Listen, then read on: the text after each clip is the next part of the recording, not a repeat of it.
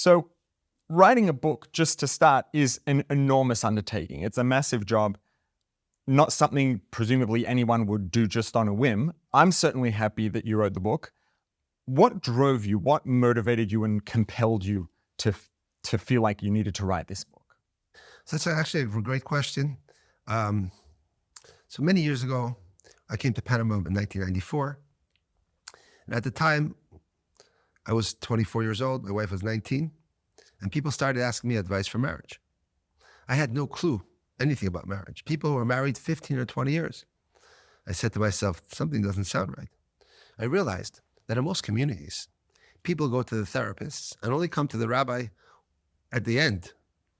But in Panama, most people were coming to the rabbi at the beginning. Is that like a cultural thing with Panama versus, let's say, more Western? It's actually very cultural because the majority of the community are from Sephardic descent. And in their concept, the rabbi knows everything. Although I'm the Ashkenazi rabbi, there's a lot of influence. So I dedicated a lot of time to start understanding and learning about marriage. And eventually I developed some ideas. And I gave a talk, probably sometime 2008. This was a talk for your community there? Talk for my community. And the president of my community was a very smart person, a very dear friend. He said, you must write a book. I've never heard this anywhere else. So I took his bad advice. Because if you never wrote a book and you don't know how to write, that's a very bad idea, okay?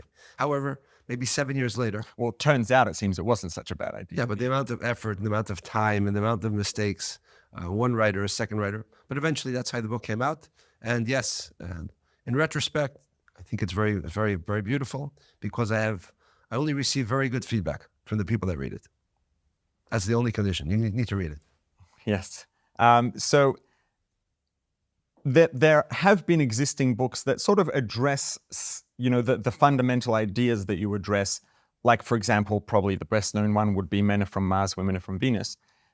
Is there something that you felt, maybe you just weren't familiar with that book and others like it, or is there something that you felt that was missing that you wanted to add? Was it just that you wanted to present the idea from a Torah perspective?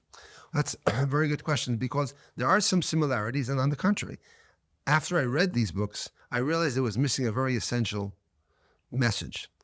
Most of these books, whether it's Men Are From Mars, The 5 Languages of Love, they talk about differences. And I wanted to try to understand the reason, the cause of the differences. It's not enough just tell a woman, listen, men do it differently.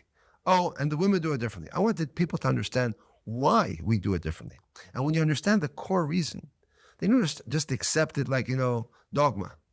And the more you understand the differences and why they're caused, makes it easier for each person to accept the other person in a much better way.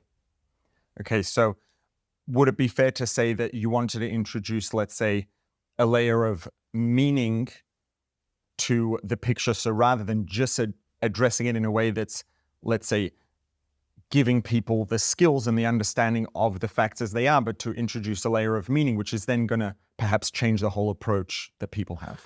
Like, for example, if you have a headache, what do? Most people take a Tylenol. Is the Tylenol fixing the problem? Probably not. Maybe it'll take away the pain.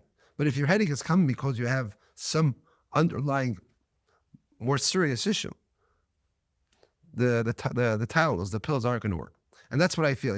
You tell people marriage isn't working. Well, men do it that way. Well, that's not helping me. It doesn't make me happier. It doesn't make me feel more loved. So you're not really fixing the problem.